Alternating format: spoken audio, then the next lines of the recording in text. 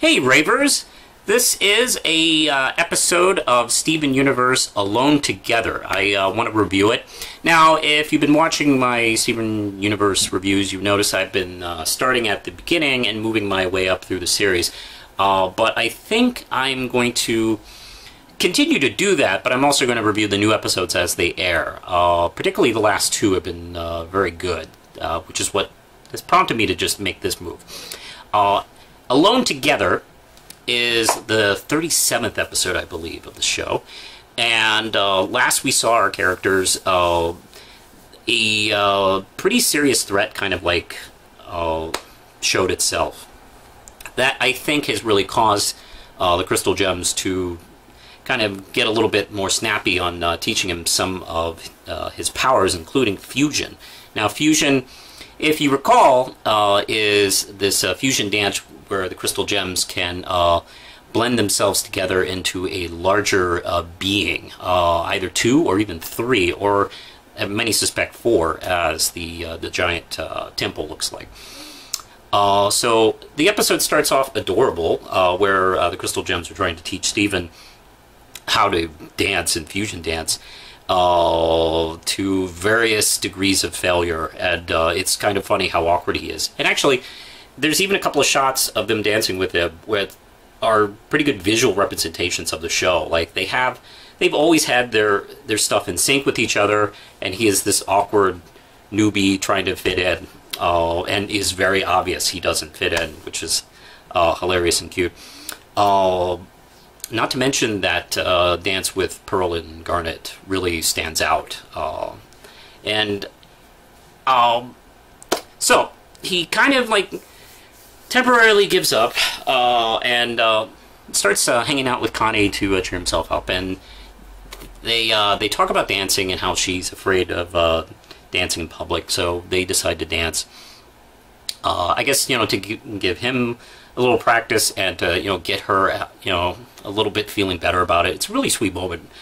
And then they accidentally fuse, which of course is a big surprise because she's just human. She has no gem powers or anything. It's him. So, to their surprise, they get up and stand up. And they look like this huge 20-year-old, 24-year-old woman, which Amethyst named Stefani, which is that's that scene where where they go to the gems, and you see the different reactions. Amethyst is all supportive, but then again, Amethyst supports pretty much anything he does, even the most dangerous, stupid stuff. Pearl is nervous and very concerned about this going badly, and Garnet steps up and gives Stefani this wonderful bit of dialogue where she tells them, and right off just accepts the name Stefani and talks directly to Stefani like that, and says, "You are not two people, you're not one person, you're an experience. Make it a good experience. Go have fun."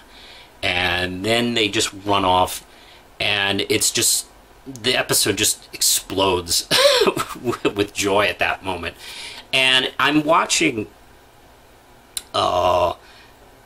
this, and you just feel really accelerated. The music really takes a lot into that. So Stefani goes to visit like Sadie and Lars, and just runs around and ends up going to a rave where Sour Cream is DJing, and he's doing this cool thing where he has a whole bunch of Nintendo products that he's making music off of. And from what I understand, one of the producers of the show actually does that. So you can do it. You can get some old Game Boys and make music. It's incredible. By the way, generally from what I've noticed, if you're a Nintendo geek, this is a great show for you, because there's a lot of Nintendo love in this show. But back to the show. What's interesting is, while dancing in front of everybody, Stefani suddenly has a panic attack, which is an interesting representation of that. I've never seen a representation like that done in a cartoon to this level. that's when this guy who I've never seen before, Kevin, shows up and wants to dance and gets really kind of like overly sexual with her, and kind of like almost kind of tries to push around Stefani, where Stefani ends up kind of taking a stand and saying, you know, my name's Stefani, I'm not your baby, and starts dancing and crumping, I think. And what's funny is then Stefani explodes and becomes Steven and Connie again right in front of everybody. Kind of scaring him off, admittedly, understandably. And they get up and they just start laughing about over this experience and start dancing again, and the episode ends. And the Cartoon Network lineup is really solid and really great, but I gotta tell you, with this episode, I mean, I've kind of been feeling that for a while, but with this episode really confirms it. Steven Universe is just on a different level than a lot of animated shows.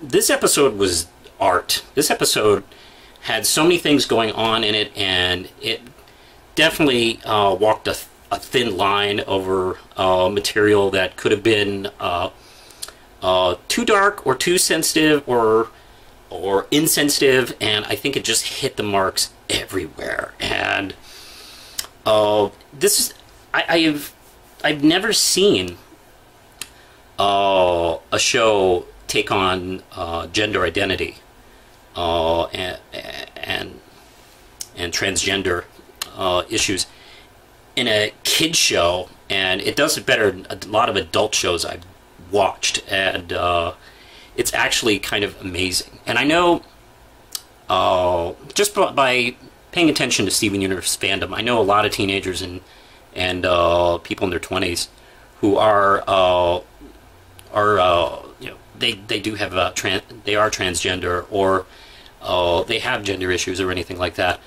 I know this episode just speaks right to them, and because I hear them talk about it, and I know it really succeeds on all these levels. It's kind of amazing, and this is a episode that what's doing. It's almost like this is a film that you would see and think, wow, more people should see this. But no, this is on weekday cartoons. I hope I'm not overpraising it, because I think anything I say is totally merited. I think this is a wonderful episode, frankly. Definitely check it out. If you haven't seen the show, give it a shot. Once again, this show does something with standard tropes. Like, look, we've seen fusion before in like Dragon Ball Z and DC Comics Firestorm, and we've seen young people become older people, like DC's Shazam, and I've never seen anything like approach these concepts with such a thoughtful maturity, and still makes it fun. So I definitely recommend this episode, even if you hadn't seen the show before. If you're curious about it, I recommend this episode. I recommend watching them all anyway, but definitely check this episode out. And I think that's all I got to say about this one, so push the button, Lindsay.